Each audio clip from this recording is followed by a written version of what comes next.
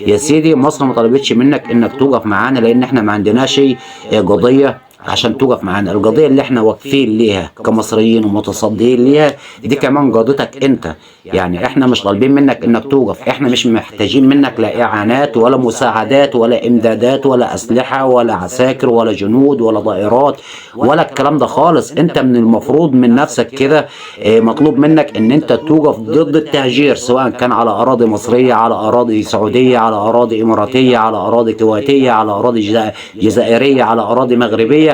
انت توقف منعا للتهجير، حفاظا على اهالي ارض العزه اللي هي قضيه كل المسلمين وقضيه كل العرب. ولكن انت بتوقف بجوارنا بتاع ايه؟ احنا مش محتاجين اي مساعدات من اي حد.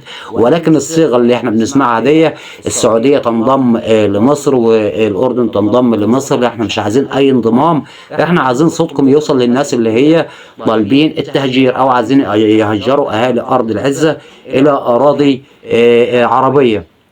يعني يا ريت في مجموعة ذباب إلكتروني، شوية معارضين من داخل مصر ومن خارج مصر بيتعاملوا مع مصر وهي جنسية مصرية. يعني الذباب الإلكتروني ده في الأساس الجنسية مصرية، منهم اللي من خارج مصر ومنهم اللي من داخل مصر. بيتعاملوا مع مصر على أنهم أعداء النظام، ولكن حقيقة شكلا وموضوعا هم أعداء الوطن مش أعداء النظام. لما نشوف ونتابع الأحداث اللي بتحصل دي والإنجازات والقرارات اللي بتتخذها فخامة الرئيس عبد الفتاح السيسي ضد أكبر دولة في العالم، وبيرفض قرارات رئيسها وتصريحات رئيسها، وبيتصدى لكل الضربات العنيفة القوية من أكثر من دولة، ولوحده ما فيش أي دولة عربية واقفة جنبه. ولكن اللي واقف بجوار الرئيس عبد الفتاح السيسي 120 مليون مصري بجوار الشرطة المصرية والجيش المصري العظيم، حفظهم الله من كل شر ومن كل سوء. ولسه بنتابع وبنشوف الذباب الإلكتروني المطبعين الخونة من الداخل والخارج بيهاجموا الرئيس عبد الفتاح السيسي، وبيتهموه على ان دي كلها مسرحية هابطة. يعني بالرغم من رفض قرارات رئيس الولايات المتحدة الأمريكية بتهجير أهالي أرض العزة، والصراع المستمر حتى الآن، والوقوف القوي العظيم من فخامة الرئيس عبد الفتاح السيسي ثم الذي يليه من الجيش المصري والشرطة المصرية والشعب المصري العظيم. ولكن الذباب الإلكتروني ما زال إنه مصر وعند كلامه وعند إصراره الدنيء إن دي مسرحية. طيب دي ناحية. الناحية التانية وحضراتكم، يعني أنا مش حابب إن أنا أتكلم عن دول أكتر من كده، لأن أنا مش أنا شايف إن حجمهم كده، يعني هم ما يستحقوش أكتر من كده. ولكن هنا لكل مصري محترم، لكل مصري شريف، لكل مصري وطني عارف مقدار وحجم فخامة الرئيس عبد الفتاح السيسي، بيحترم قراراته، بيحترم تصريحاته، بيحترم تصديه إلى الضربات العنيفة جدا من أكبر دولة في العالم ورئيسها طبعا ترامب.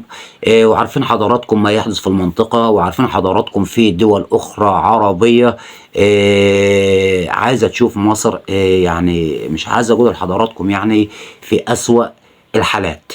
يعني في دول عربية بالرغم من ان فخامة الرئيس عبد الفتاح السيسي كل الازمات اللي بنمر بيها دي وبنعاني بيها، ولكن ما زال اني لسه بيتصدى وبيدعم اهالي ارض العزة حتى الان، بالرغم من اقتصادنا، من متطلباتنا، من اكلنا وشربنا، من تعليمنا، من مستشفياتنا، من خصوصياتنا. عندنا تقصير جامد هنا في البلد، والمفروض يعني من المفترض ان احنا نكونوا يعني او من قيادة الرئيس عبد الفتاح السيسي نكون ملمين بكل مستلزمات بلدنا في الاول، وبعد كده ننظر الى الاخرين او ننظر الى اهالي ارض العزة.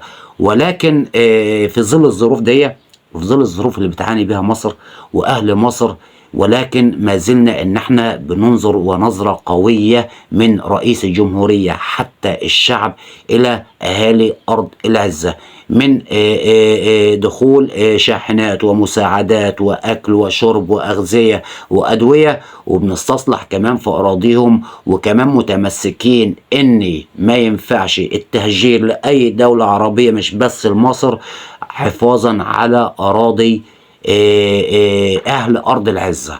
ولكن بنشوف هنا انتقادات كبيرة جدا وانتقادات سخيفة جدا، ان احنا دي كلها افشخانات، دي كلها افلام، دي كلها حوارات. فالكلام ده الناس دي بقت مفهومة، الناس دي لعبتها الحقيرة اتكشفت. الناس دي ما هم الا اعداء الوطن زي ما قلت لحضراتكم، مش اعداء النظام زي ما بيطلع يقول لحضراتكم.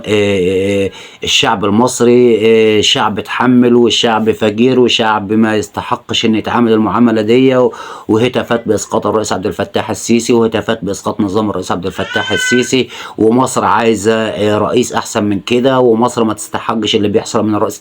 الكلام ده كله هطل، والكلام ده كله لا يسمن ولا يغني من جوع.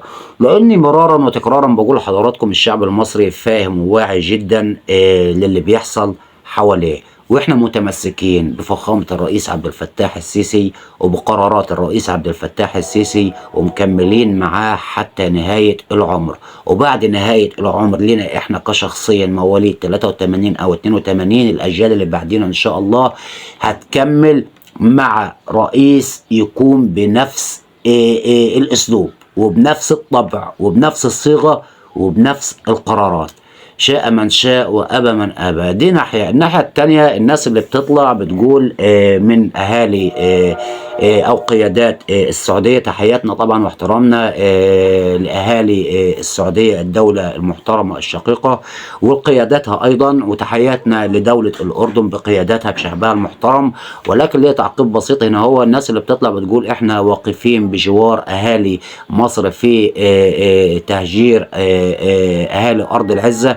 يا سيدي مصر ما طلبتش منك انك توقف معانا، لان احنا ما عندناش قضيه عشان توقف معانا. القضيه اللي احنا واقفين ليها كمصريين ومتصديين ليها دي كمان قضيتك انت. يعني احنا مش طالبين منك انك توقف، احنا مش محتاجين منك لا اعانات ولا مساعدات ولا امدادات ولا اسلحه ولا عساكر ولا جنود ولا طائرات ولا الكلام ده خالص. انت من المفروض من نفسك كده مطلوب منك ان انت توقف ضد التهجير، سواء كان على اراضي مصريه، على اراضي سعوديه، على اراضي اماراتيه، على اراضي كويتيه، على اراضي جزائريه، على اراضي مغربيه. انت توقف منعا للتهجير حفاظا على اهالي ارض العزه اللي هي قضيه كل المسلمين وقضيه كل العرب. ولكن انت بتوقف بجوارنا بتاع ايه؟ احنا مش محتاجين اي مساعدات من اي حد. ولكن الصيغه اللي احنا بنسمعها دي، السعوديه تنضم لمصر والاردن تنضم لمصر، احنا مش عايزين اي انضمام. احنا عايزين صوتكم يوصل للناس اللي هي طالبين التهجير او عايزين يهجروا اهالي ارض العزه الى اراضي عربيه. يعني يا ريت الرسالة تكون وصلت. ولكن طبعا كل الحب وكل الاحترام لجميع الدول العربية في كل مكان، واستودعكم الله والسلام عليكم ورحمة الله وبركاته.